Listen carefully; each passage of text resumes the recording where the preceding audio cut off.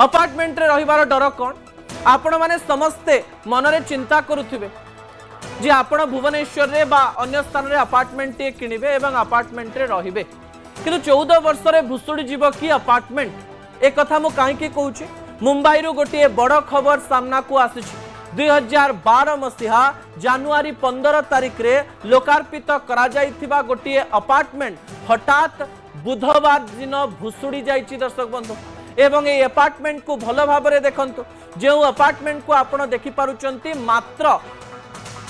12 रु 13 वर्ष पूर्व तैयारी करा जाइथिला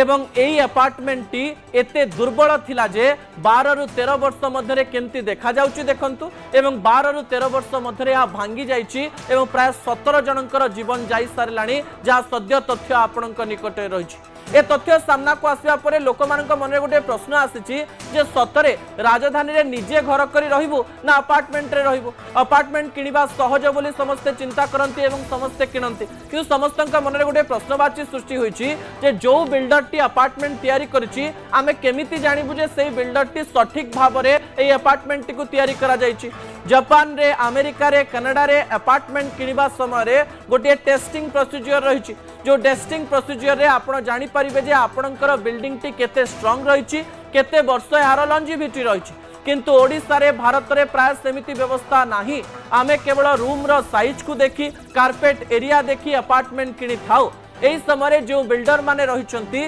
से माने जदि टिकिए भूल करि देबे ताले अपार्टमेंट टी आपण सोईथिबे केते बेले भुसुडी जाई पारे ए प्रश्न जेते बेले आपणक मन को आसुची से समय आपण माने चिंता करिवे जे केउ घर